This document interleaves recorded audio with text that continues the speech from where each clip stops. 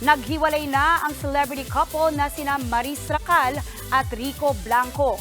Ang kanilang naging breakup ibinahagi mismo ni Maris sa isang press con. Nasa frontline ng balitang yan si MJ Marfori. Like, fantasy ko yun. Nakangiti pa at nakakatawa si Maris Racal sa special press con ng Star Magic para sa kanya. Pero nang tanungin na siya kung ready na ba siya mag-settle down sa kanyang longtime boyfriend na si Rico Blanco, si Maris hindi na napigilang mapaiyak. I'm so scared. I'm really scared.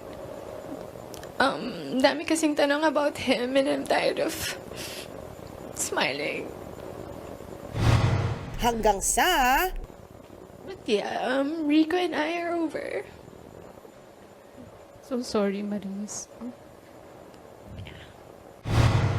ang kanilang masayang 5 taong pagkasama ng musikero natapos na. Kwento ni Maris, fresh at ilang linggo pa lang ang nakakalipas nang maghiwalay sila ni Rico. At gaya ng classic Maris Racal, kahit nahirap, nakukuha pa ring magpasaya.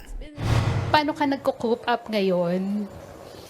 Nanonood lang ako ng Bluey. Ayun lang. Paliwanag ni Maris, wala siyang maikling sagot para ipaliwanag ang nangyaring hiwalayan. Aniya, sobrang komplikado ang nangyari sa kanila. Sa 5 years namin together, we were always on the same page. Always on the same page. But I don't know what happened to me.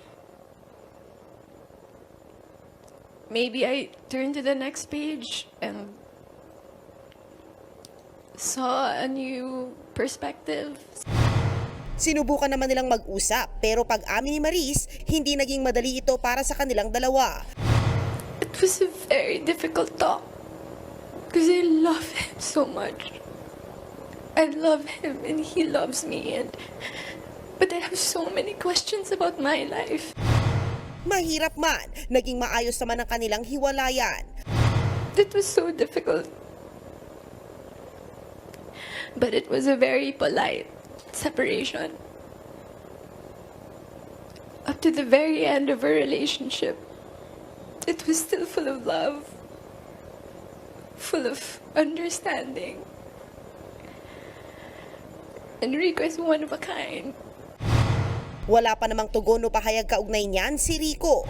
Samantala, naghahanda si Maris para sa ilang nakalinya niyang proyekto sa Co-Can't Buy Me Love star niya na si Anthony Jennings. Nagbabalita mula sa Frontline, MJ Marfori, News 5. Mga kapatid, ito po ang inyong K-Alaman Queen, Kalad Karen. Always remember na ang K-Alaman ay K-Yamanan. Kaya para sa latest showbiz news at dagdag impormasyon, mag-follow at mag-subscribe sa social media pages ng News 5. Okay? Okay.